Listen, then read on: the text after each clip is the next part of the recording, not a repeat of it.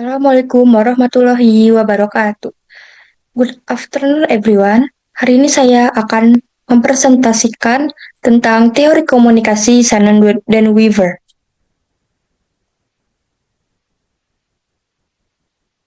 Berikut daftar isinya yang akan saya jelaskan. Teori komunikasi Shannon dan Weaver. Model komunikasi Shannon dan Weaver merupakan salah satu model komunikasi klasik yang banyak digunakan dalam kajian ilmu komunikasi. Model ini menjelaskan bagaimana proses penyampaian pesan berlangsung dari pengirim kepada penerima melalui suatu saluran komunikasi tertentu. Dalam model ini, komunikasi dipahami sebagai proses pengiriman informasi yang dimulai dari sumber informasi, kemudian diteruskan melalui beberapa tahapan hingga akhirnya sampai kepada penerima pesan. Model Shannon dan Weaver sering disebut sebagai modul matematis, komunikasi atau teori informasi, karena pada awalnya dikembangkan untuk menjelaskan proses transmisi informasi dalam sistem teknologi komunikasi. Model ini menekankan bahwa komunikasi merupakan proses penyampaian pesan yang dapat dipengaruhi oleh berbagai faktor, terutama adanya gangguan atau yang bisa disebut juga dengan noise, yang dapat menyebabkan pesan yang diterima berbeda dengan pesan yang dikirimkan. Oleh karena itu, model ini memberikan pemahaman penting mengenai bagaimana pesan dapat dikirim secara efektif serta bagaimana hambatan komunikasi dapat terjadi.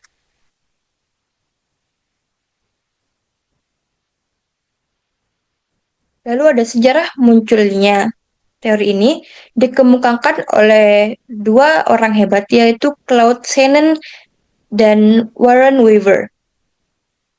Model komunikasi Shannon dan Weaver dikemukakan oleh dua orang ini. Pada awalnya, teori ini telah tidak dikembangkan untuk menjelaskan komunikasi antar manusia, melainkan untuk memahami bagaimana informasi dapat dikirim secara efisien melalui sistem teknologi komunikasi, seperti telepon, radio, dan sistem transmisi sinyal lainnya. Shannon melakukan penelitian mengenai bagaimana sinyal dapat dikirim melalui saluran komunikasi dengan tingkat kesalahan yang minimal. Penelitian tersebut kemudian menghasilkan konsep tentang proses pengiriman informasi dari sumber ke penerima melalui suatu media komunikasi. Warren Weaver kemudian mengembangkan gagasan Shannon dengan menjelaskan bahwa model ini juga dapat diterapkan dalam proses komunikasi manusia. Melalui pengembangan tersebut, model Shannon dan Weaver mulai digunakan dalam kajian ilmu komunikasi untuk menjelaskan proses penyampaian pesan serta berbagai faktor yang mempengaruhi keberhasilan komunikasi.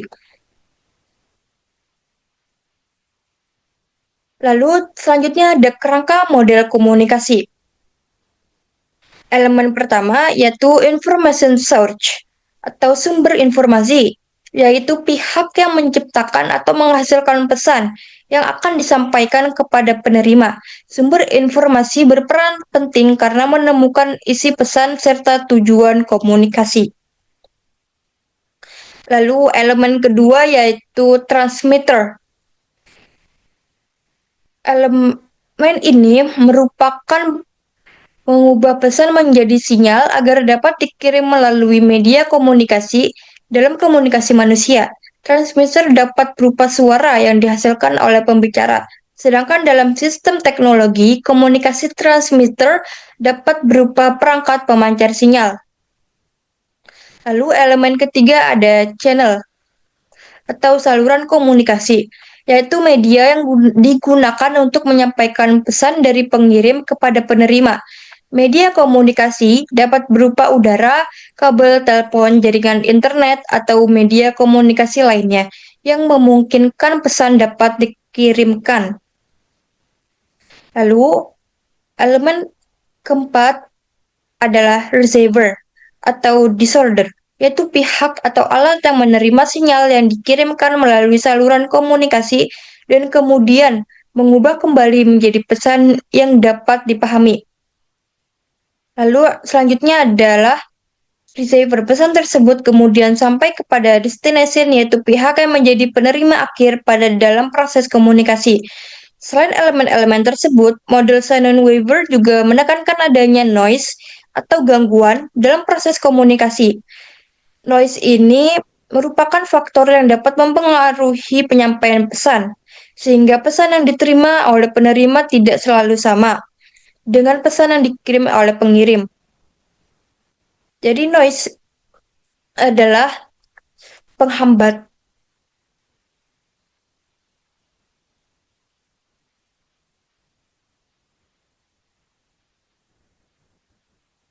Karakteristik teori Shannon-Weaver.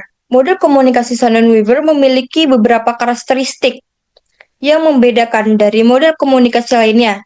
Salah satu karakteristik utama model ini adalah bahwa komunikasi digambarkan sebagai proses yang linear atau satu arah, yaitu dari pengirim menuju penerima tanpa menekankan adanya umpan balik secara langsung. Selain itu, model ini sangat menekankan pada proses transmisi pesan, yaitu bagaimana pesan dapat dikirim melalui suatu saluran komunikasi dari sumber ke tujuan.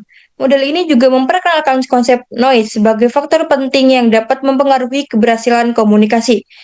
Karakteristik lain dari model ini adalah bahwa sumber informasi memiliki peran yang lebih aktif dalam proses komunikasi, sedangkan penerima pesan atau destination cenderung berperan sebagai pihak yang menerima pesan. Model ini juga sering digunakan untuk menjelaskan proses komunikasi dalam sistem teknologi komunikasi maupun komunikasi interpersonal. Meskipun demikian, dalam pengembangan ilmu komunikasi modern, model Shannon-Weaver yang dianggap memiliki keterbatasan karena tidak terlalu menekankan pada peran umpan balik dan interaksi antara pengirim dan penerima.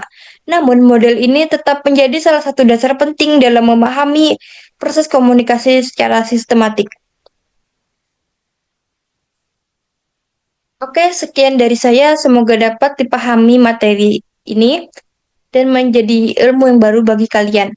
Sekian dari saya. Wassalamualaikum warahmatullahi wabarakatuh.